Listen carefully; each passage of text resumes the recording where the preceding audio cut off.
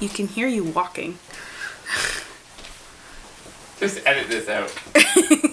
No, I'm gonna leave it in.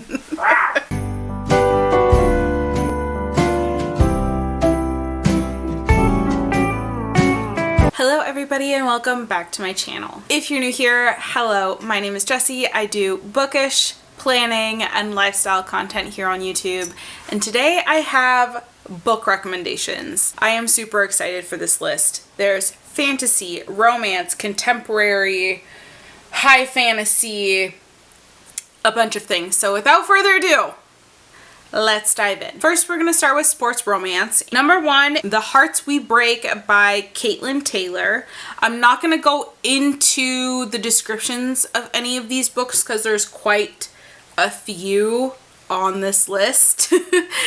And this video may be a little bit long, but I will kind of talk about my favorites. The Hearts We Break by Caitlin Taylor, and it's number 3 in the Alphalete series.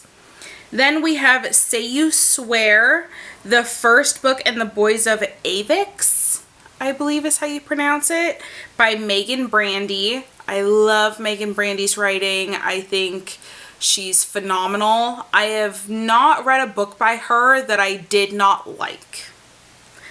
Then we have The Devils of Sun Valley High by Daniela Romero. Then we have Fair Catch by Candy Stainer, and it is part of the Red Zone Rival series, and Fair Catch was so good. Then we have The Cocky Kingsmans by Amy Award. Then we have a book that I just finished and I freaking loved, and it was The Next Best Fling by Gabriella Games, and it's the first book in Librarians in Love series.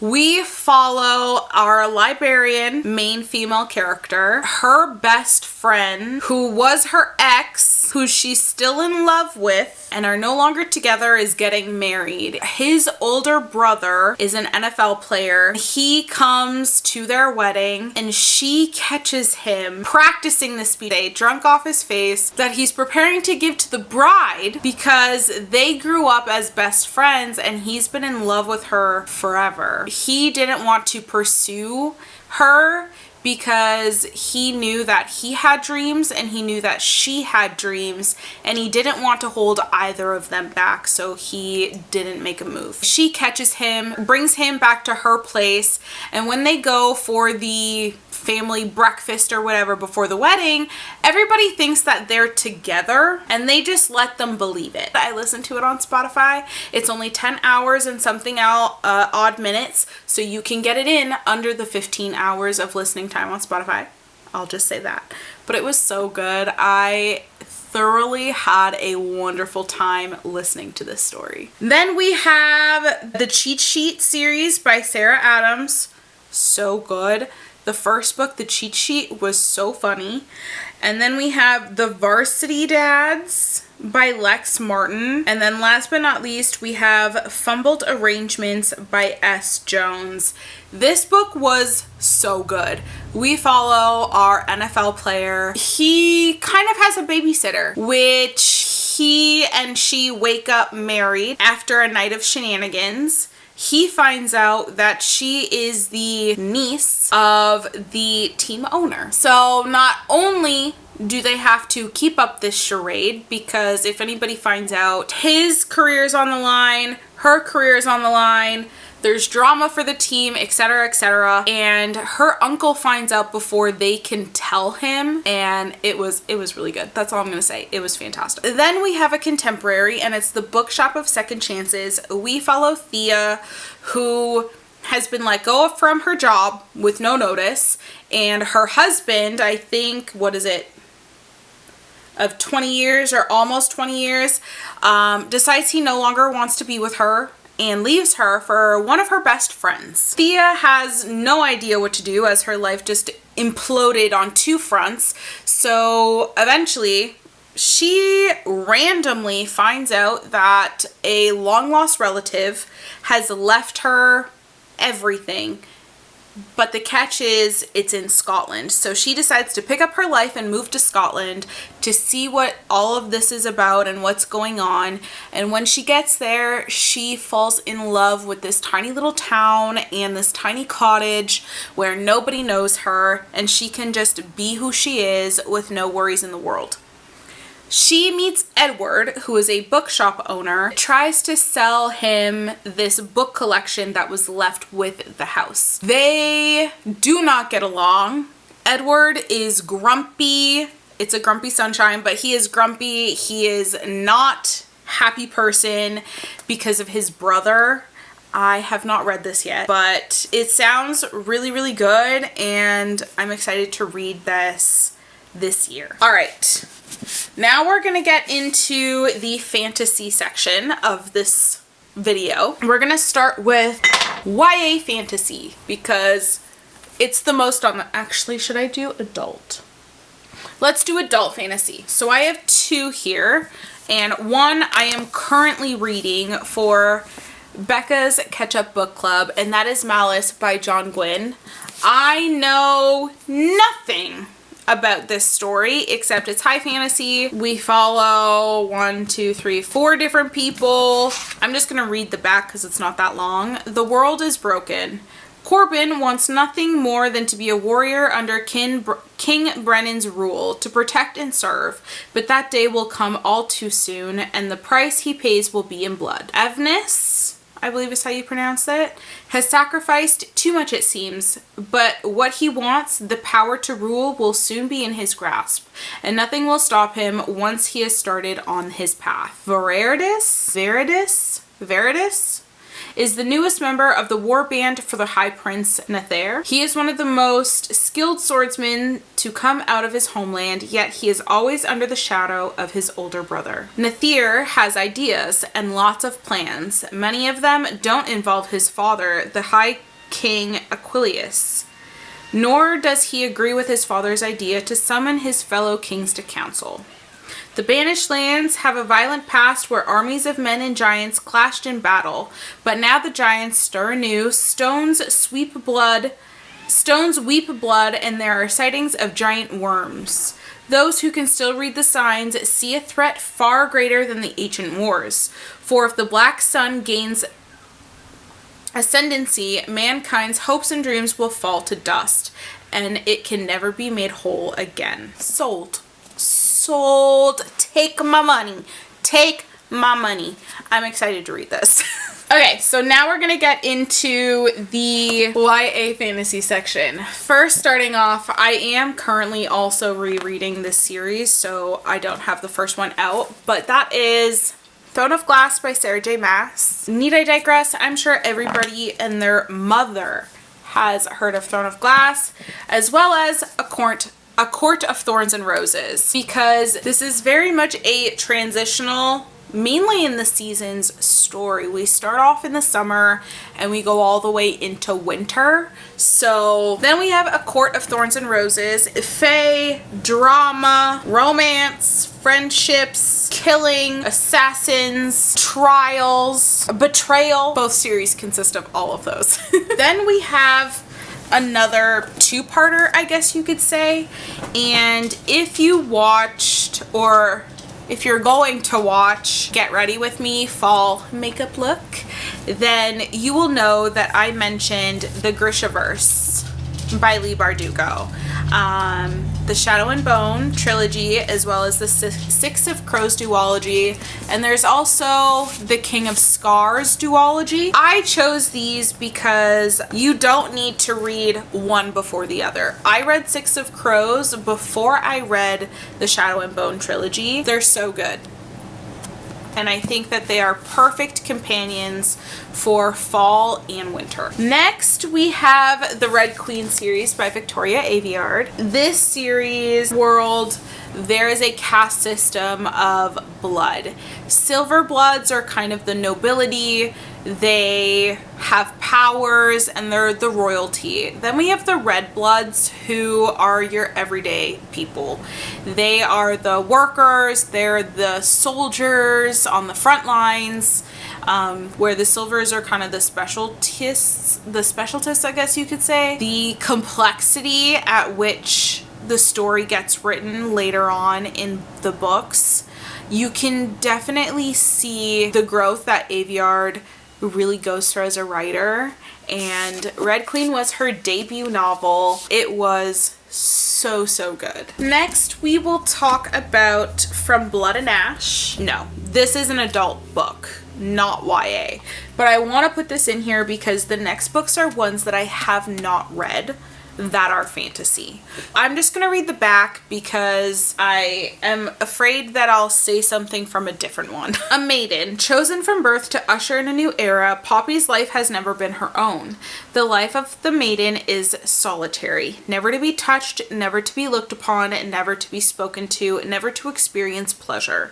Waiting for the day of her ascension, she would rather be with the guards, fighting back the evil that took her family, than preparing to be found worthy by the gods. But the choice has never been hers. A duty. The entire kingdom's future rests on Poppy's shoulders, something she's not even quite sure she wants for herself. Because a maiden has a heart, and a soul, and a longing. And when Hawk, a golden-eyed guard, honor-bound to ensure her ascension, enters her life, destiny and duty become tangled with desire and need. He incites her anger and makes her question everything she believes in and tempts her with the forbidden. A kingdom. Forsaken by the gods and feared by mortals, a fallen kingdom is rising once more, determined to take back what they believe is theirs through violence and vengeance. And as the shadow of those cursed draws closer, the line between what is forbidden and what is right becomes blurred. Poppy is not only on the verge of losing her heart and being found unworthy by the gods, but also her life when every blood-soaked thread that holds her world together begins to unravel. When I read that, again, I was like, take my money, because I'm in it for the long haul. The series is great.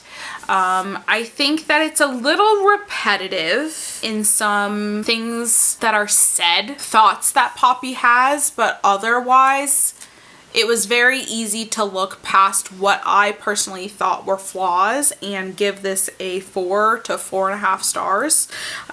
It was a fantastic first book, and I don't think it's one of those series where the first book is good and then it goes downhill from there. I think that this book was really well written, and I very much enjoyed it, as well as the next books in the series. I think that there was some controversy when the last book came out. Like, it was, some of the content within that book was a surprise to anybody, even though what was controversial was talked about in the first one. Don't get me started. I'll get heated about it. But it was really good. Alright, so next are 3 books that I have not read. One that has been on my TBR and I've said I was going to read for probably about 1.5 years now and still haven't got to. So I'm really hoping that I will get to it in the wintertime, because I feel like it's just a winter read, but it's like a transitional read, like getting you prepared for the colder months, if that makes sense. The Ravens by Cass Morgan and Danielle Page. And I actually know nothing about this book except it takes place at a college, because on the front it says these sorority girls are real witches. So we're gonna figure out what this book is about together, but I've heard nothing but good things about it. Okay, so the inside says only their sisterhood can save them. At first glance, the sisters of the ultra-exclusive Kappa Rho Nu, the Ravens, seem like typical sorority girls. Ambitious, beautiful, and smart, they're the most powerful girls on Westerly College's Savannah, Georgia campus. That's a mouthful. But the Ravens aren't just regular sorority girls. They're witches. Scarlet Winter has always known she's a witch, and she's determined to be the sorority's president, just like her mother and sister before her. But if a painful secret from her past ever comes to light, she could lose absolutely everything. Vivi Devereaux has no idea she's a witch, and she's never lived in one place long enough to make a friend. When she gets a coveted bid to pledge the Ravens, she vows to do whatever it takes to be part of the magical sisterhood. The only thing standing in her way is Scarlet, who doesn't think Vivi is Raven's material. But when a wicked power rises on campus, the girls will have to put their rivalry aside to save their fellow sisters. Someone has discovered the Raven secret, and that someone will do anything to see these witches burn. Okay, I'm sold. Okay, I have 2 more left and 1 honorable mention. So then we have Andrea Stewart's The Bone Shard Daughter. And again, I know little to nothing about this book, except we follow a princess whose father uses bone magic or bone shard magic, which is darker, to rule, and she learns the craft because he doesn't want to give the kingdom over to her or something. I don't really know, but it sounds really good. And again, I've heard really good things about the series or trilogy, whatever it is. Literally no, nothing. I forgot one. Okay, we have another one to talk about. But we'll go for this one and finish this off. Then we have Hannah Witten's For the Wolf. This was the one I was talking about, that it's been on my TBR for probably a year now, to a year and a half. Red Riding retelling. Red Riding Hood. This one says the first daughter is for the throne, the second is for the wolf. As the only second daughter born in centuries, Red has one purpose: to be sacrificed to the wolf in the Wilderwood in hope he'll return the world's captured gods. Red is almost relieved to go. Plagued by a dangerous power she can't control, she knows that, at least in the Wilderwood, she can't hurt those she loves again. But legends lie. The wolf is a man, not a monster. Her magic is a calling, not a curse. And if she doesn't learn how to use it, the monsters the gods have become will swallow the Wilderwood and her world whole. It sounds really good.